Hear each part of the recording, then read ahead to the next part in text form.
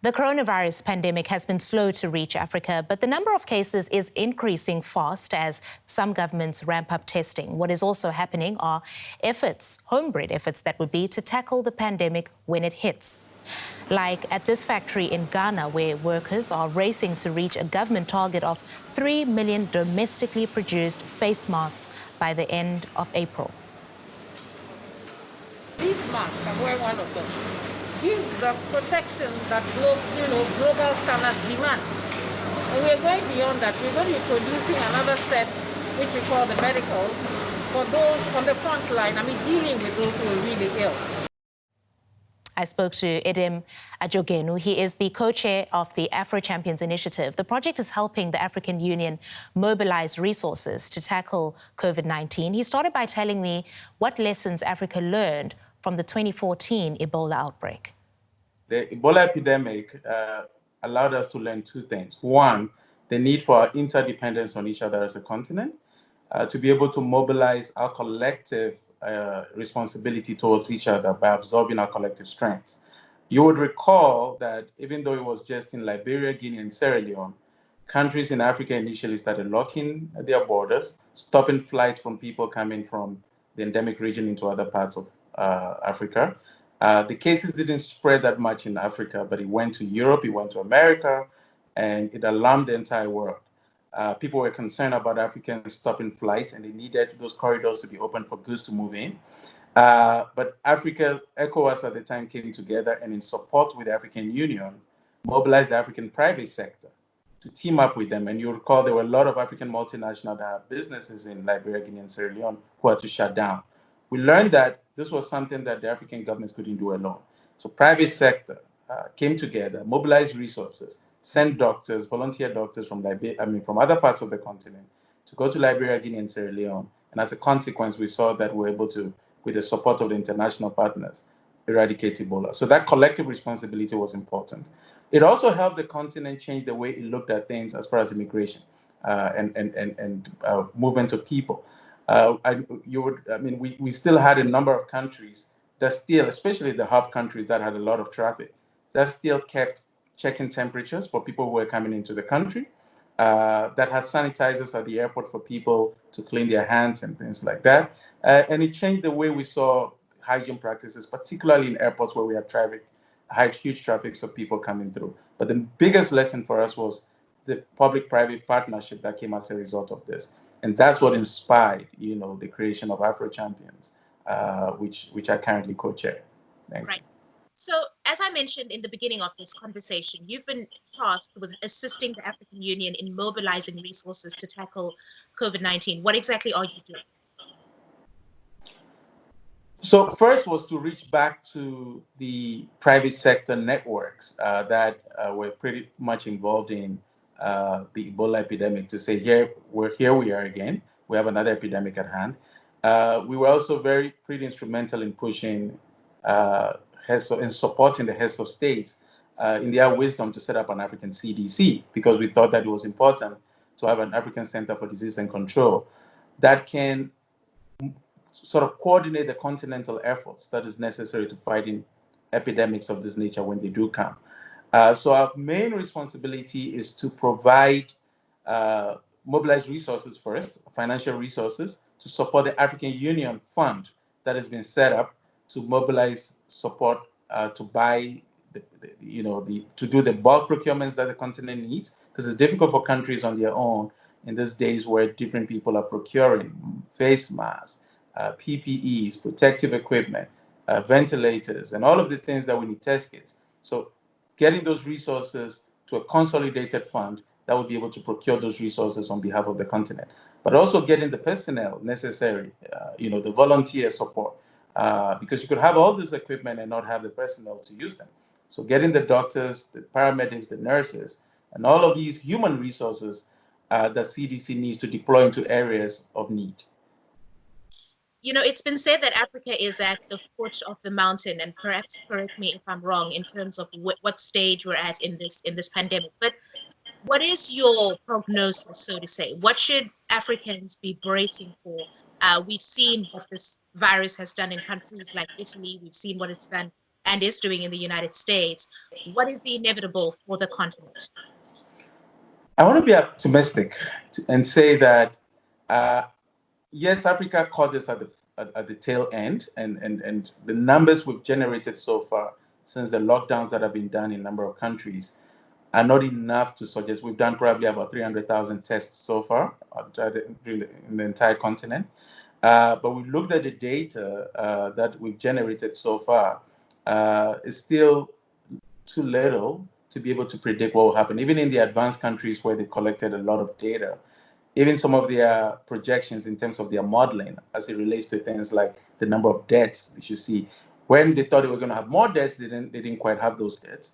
And when they didn't expect, they had a lot more deaths, like you saw in Italy and other places. But then you see Portugal and other places that really didn't register the kind of deaths. So one of the things that I think the continent has done is we've been able to shut our borders very quickly.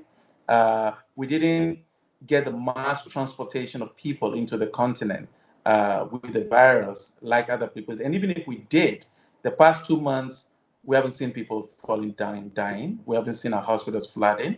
And most of the data we've collected so far shows that a significant number of people who are even positive are asymptomatic.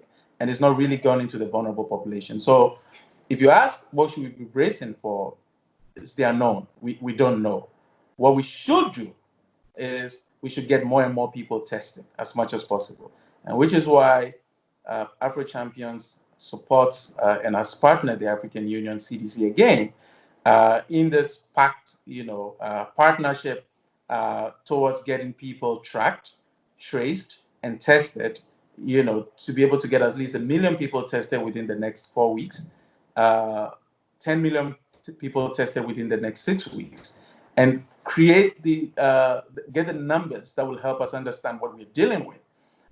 So I don't really think that we're in a situation where we're going to, that's my personal view, that we're going to be seeing millions of people. But that's not to say that we should let our guards off.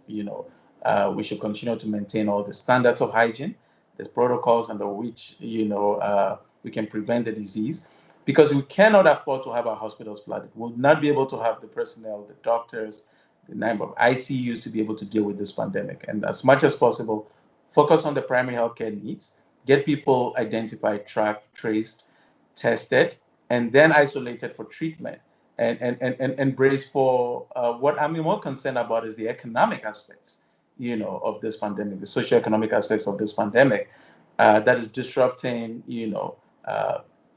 people's daily lives, their daily needs, the resources they need to be able to feed their families.